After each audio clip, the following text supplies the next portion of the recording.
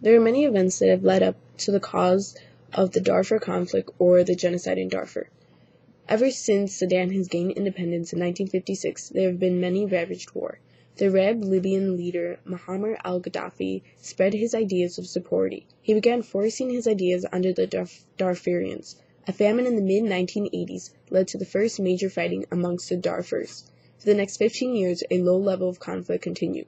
The government had co-opted and armed Arab Janjaweed militias, fighting against their enemies. The causes of the violence are varied and complicated, including battles over land and other resources such as long-ago political decisions, ethnic divisions, and environmental factors. Darfur consists of between 40 to 90 ethnic groups or tribes. They are all Muslim, and Arabic is now the common language. There's been a nomadic movement, those who do not have a permanent home and constantly migrate. That's what nomadic means. The nomadic people were generally Arabs, and they went between north and south, depending on the season. In some ways, Darfur resembled a chessboard. Some of the squares are set apart for a specific purpose by the pastoralists, sheep or cow farmers that held a form of land title, who are generally African, but can be Arab. And the remaining squares are the pasture land, through which the nomads travel in. Between these two groups, over time, there was both a friendly or mutual feelings toward each other, but sometimes there was conflicts. For instance, the camel-driving nomads might stop at a farmer's land, where the farmer would kill a bull in honor of the event. The nomads would return the favor by leaving a couple of camels, as well as the camel would fertilize the land and carry the farmer's grains to the market.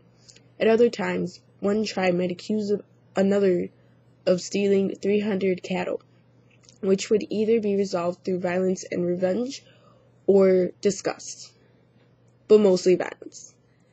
This neglect that the government of Sudan, also known as GOS, that has given and brought onto the Darfurs has included insufficient educational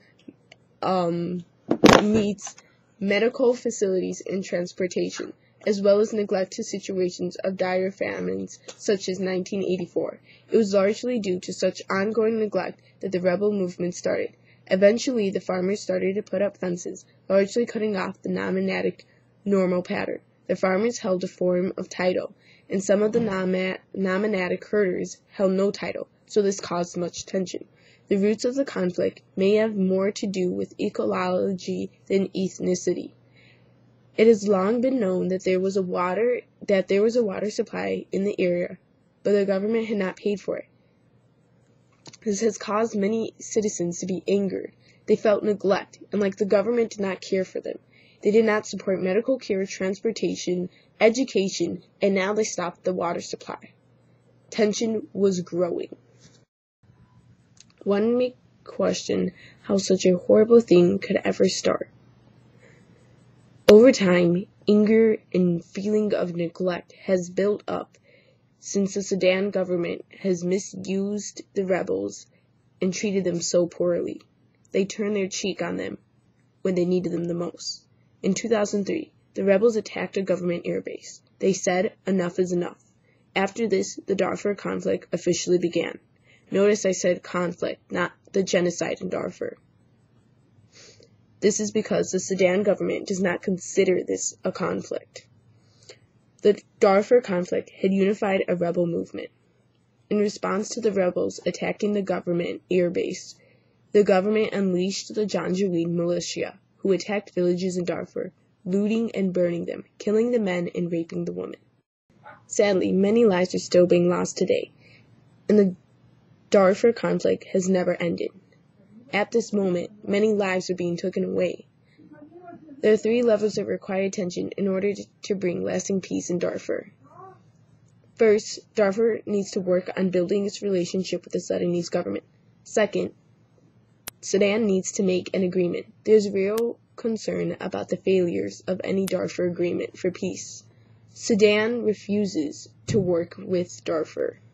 Third, and finally, Sudan needs to make peace with its neighboring countries, which currently are not getting along so well. Since the war is still continuing today, there are many effects and outcomes of this genocide. Sudan currently has weakened the Darfur region by subdividing it into 3 areas. This was done by a traditional tactic known as divide and conquer. The Sudan government, or also known as GOS, commonly used divide and conquer, so this was no surprise. The rebels were against the political parties, and counter-rebels have led to over 480,000 deaths. Over 2.8 million people have fled since the beginning of the conflict. Many of these refugees have gone into camps where emergency aid has created conditions that, although extremely basic, are better than in the villages, which offer no protection against the various militias that operate in the region. Today, no foreigners are able to visit this region. Many fear that there will be kidnapping or any other organized crime. Only organizations such as Kids for Kids are continuing to help support this area with their genocide and the horrible things that are continuing today. Victims were the majority, which happened to be mostly non-Arabs or African tribes in Darfur, while the perpetrators were the Arabian people, the minority, or more specifically, the Janjaweed. In the ongoing genocide, African farmers and others in Darfur were being systematically displaced and murdered at the hands of the Janjaweed. Arabs and black Africans have always competed over water and land, but tribal councils have traditionally been able to resolve these disputes. These two groups were being driven apart by not only their quest for land, but also the biased beliefs of their neighbors, which they soon began to believe as well. In the 1980s, Libya's leader, Muammar al-Gaddafi, began to meddle in the affairs of his African neighbors in an attempt to establish a strong Arabian region. His weapons were racist and only supported Arabian ideas, as well as AK-47s, adding to the existing tensions among the tribes of Darfur. The tribal system, which had for centuries mediated disputes over land and grazing rights, broke down amidst increased competition for resources and new racial tension. These two groups were minimally different in physical appearance, but racial tension between these ethnic groups fuels the conflict in Darfur, as many nomadic herdsmen consider themselves to be Arabs, while many farmers consider themselves to be African. The balance between nomadic and agriculturalist tribes in Darfur depended on the stability of its already harsh climate. Arab nomadic herders would come south to graze their herds on southern farmlands seasonally, returning to the northern grassy areas with the rainfall. As the Sahara Desert began to consume the Sahel region through the process of desertification, this balance became untenable. Desertification occurs when previously arable land is lost to desert sands and rainfall disappears. Northern herders began to stay in the south year-round, and the land became further degraded by overuse.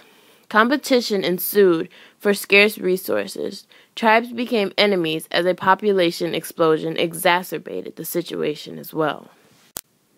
The Janjaweed used hate radio to fuse the Arabs' racism towards the black Africans. Also, as a weapon of genocide, rape is used in 3 ways. To impregnate women with children who are not ethnically African.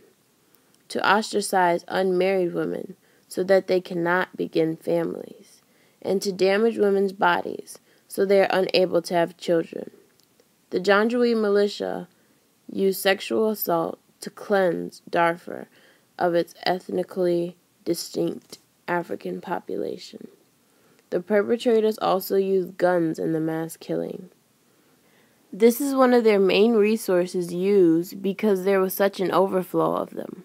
Even young children were able to find a gun easily on the street. There were many corpses of starved and shot people who didn't have the strength to survive. Some positive artifacts were the many posters and protests that supported the victims and wanted to see something done about the genocide.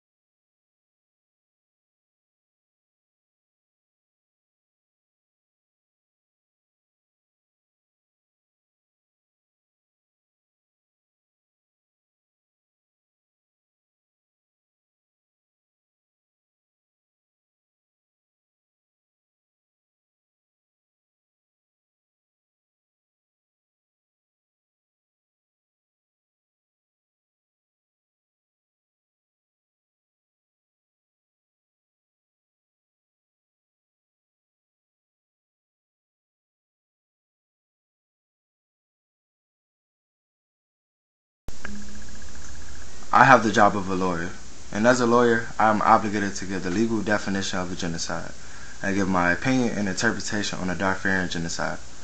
I will answer 4 questions as follows. 1. Was the Darfur killings considered a genocide? 2. Who was responsible for the killings? 3. Who could have helped? And 4. Was justice served? In order to address the first question, were the Darfur killings considered a genocide, we must first define the word genocide. According to the Merriam-Webster Dictionary, genocide is the deliberate and systematic destruction of a racial, political, or cultural group. According to Article 2 of the 1948 UN Convention on the Prevention and Punishment of Genocide, not only the deliberate killings of members of a national, ethnical, racial, or religious group, but also deliberately inflicting on the group conditions of life calculated to bring about its physical destruction in whole or in part. The latter is what we have seen in Darfur. Agricultural production has largely come to halt in Darfur, and the United Nations estimates that in the very near future, 3.5 million people will be in urgent need of food assistance. The total population in Darfur now is approximately 6.5 million. Without food, water, and other resources, the affected tribes will die. Sudanese government doesn't consider this a genocide. They claim people are dying because of war. The government denies having any associations with the Janjaweed. The UN claims this is a genocide. However, it is not officially claimed as one. The Darfurian genocide is believed to be a genocide because there is a political conflict and killing due to political parties and neglecting government. Who is responsible for the killings? A group of government-armed and funded Arabian militias known as the Janjaweed, which loosely translates to devils on horseback, are responsible for the killings. They began to systematically destroy Darfurians by burning villages, looting economic resources, polluting water sources, and murdering, raping, and torturing civilians. Who could have helped? President George Bush addressed the genocide and said the United States would not ignore Darfur's oppression. The U.S. sent money, but it has yet to have any effects. I believe the United States could help more than what they are currently doing. People are still being killed and displaced at a high rate. Bush only gave political threats and sanctions to the Sudanese government. I believe we need to take physical action and send troops to Darfur and help the Darfurians. The main reason I think the U.S. is hesitant to take action is because we don't feel obligated to help in another country if we have our own problems back at home. Was justice served? I believe justice was not served because the Darfur genocide is still occurring. On March 4, 2009, the International Criminal Court issued an arrest warrant for Sudanese President Omar Bashir for crimes against humanity, and in July 2010, a warrant for arrest on charges of genocide. By all accounts, al-Bashir should be a prisoner in his own country. However, the Arabian League has announced its solidarity with al-Bashir. Since the war, he has visited Qatar and Egypt. Both countries have refused to arrest him, and the African Union also condemned the arrest warrant and asked the United Nations Security Council to delay its enforcement. In essence, the leader of the genocide is still at large, and although being accused of crimes against humanity, he still lives free in another country that refuses to arrest him, even though he is guilty.